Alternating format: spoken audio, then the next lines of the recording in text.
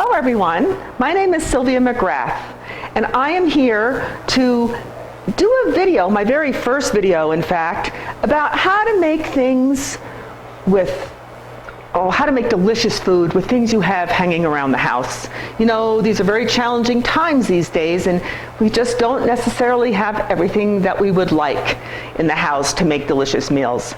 Well, I'm here to tell you, you can be creative and make something absolutely delicious with just what you have in your pantry. So today, we're going to make a kind of a seafood chowder with vegetables and potato and some chicken sausage. I think it's going to be really good. Never made it before. It's really an experiment. And really the reason I'm doing this is because I wanted to cut my hair and just buzz cut it so I didn't have to mess with it. I can't go to the hairdresser right now, but my friend really didn't want me to do that. She said, make a cooking video instead. So here I am making a cooking video. We're gonna start, I've got all my ingredients cut. We're gonna start by turning on my stove over kind of a medium high-ish heat. And what we're gonna be doing is making a roux. A roux sounds really fancy, but it's really not. It's a very easy thing to do, but it's a nice, delicious way to give your food some flavor. So I'm heating up my pot right now, and what I'm going to do is add, I'm making this for 2 people, so I'm putting 2.5 tablespoons of butter in the pot. I cut it up into small pieces, just because it'll melt faster that way, and a little more evenly. So we're waiting for that.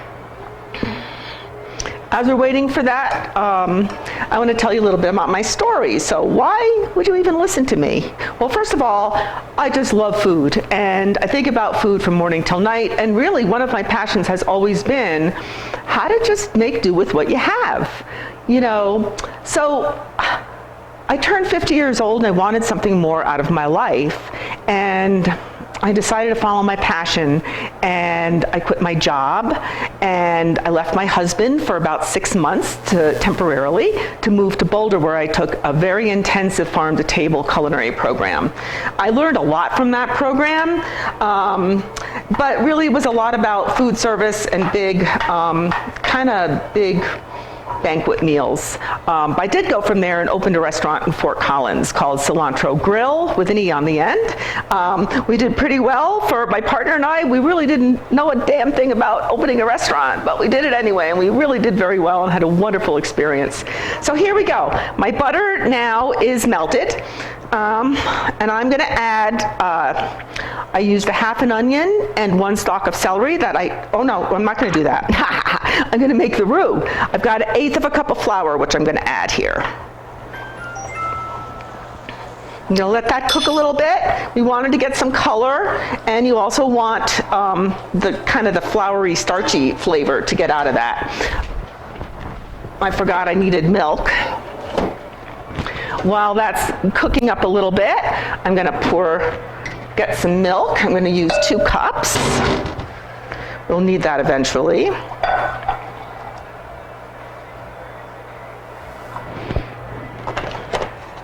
Okay, that's getting to be a nice golden color.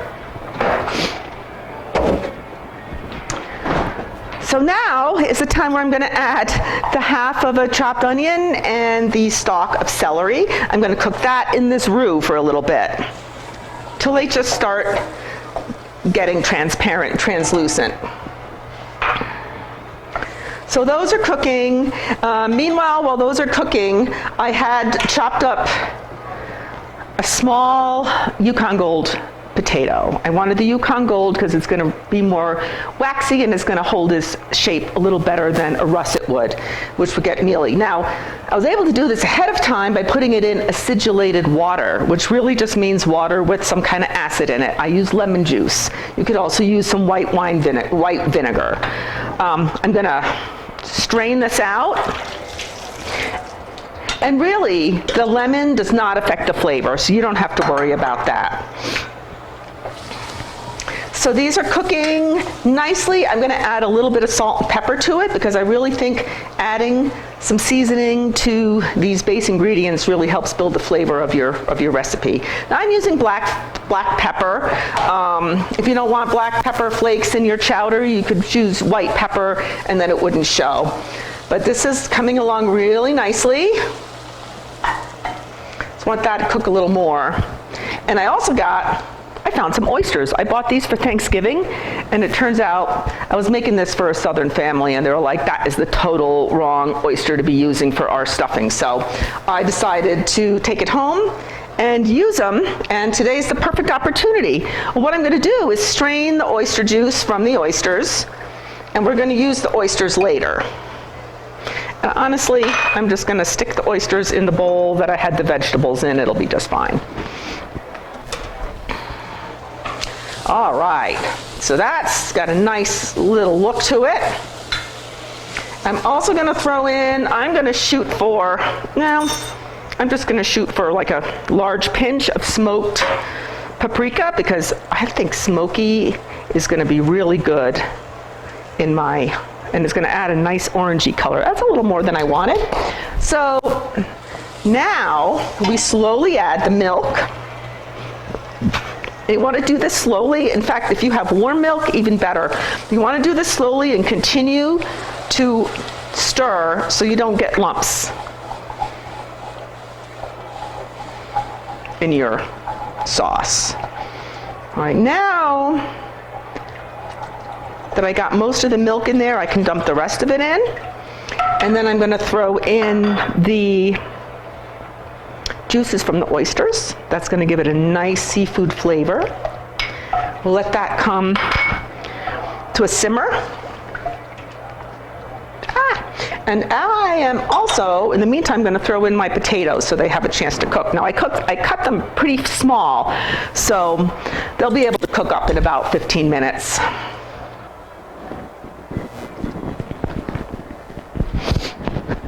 Okay, so this has been cooking for about 10 minutes, now 5 minutes now, and you see how it's already getting a little thicker? You don't want it real thick like a heavy cream sauce, but you don't want to just be drinking a milk soup. So this has been cooking nicely. The veggies are starting to cook, starting to get done. So here I have some corn that I have left over from an event I catered the other day. I didn't eat all the corn. I think it'd be really good in this soup. What about you guys? So let's throw that in for the last 10 minutes of this simmer. And I'm also going to throw in some chicken or turkey sauce. No, it's chicken sausage that I have laying around in my freezer. Just a little bit, give it some color. Small pieces whenever you're making a soup. You don't want to be chewing on big chunks of stuff. And we're going to just go ahead and let that cook for another 10 minutes. And we will see you back.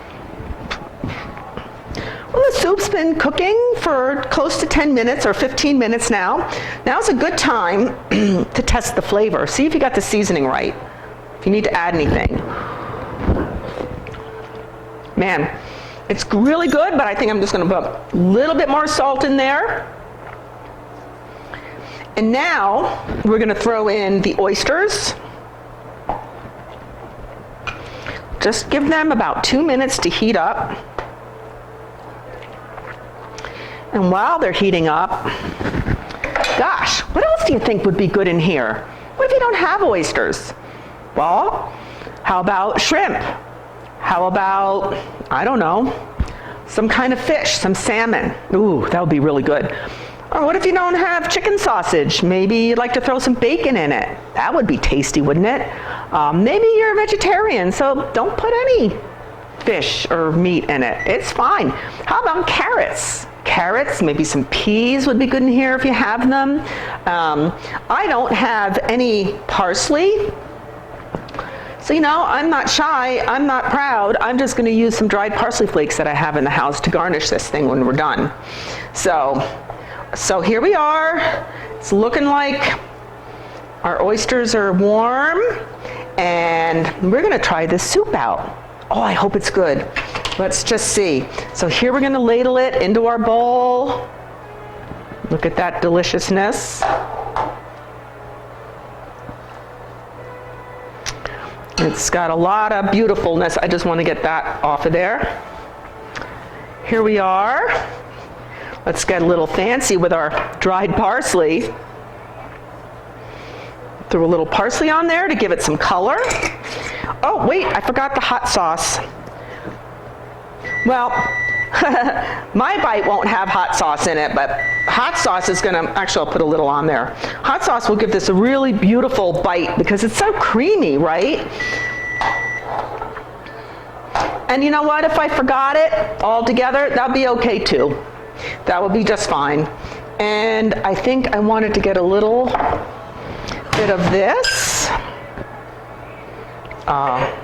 Remember how we put the smoked paprika in there earlier? Just a little garnish on the plate. And we are ready to eat. Hopefully you can see this. Bon appetit, folks.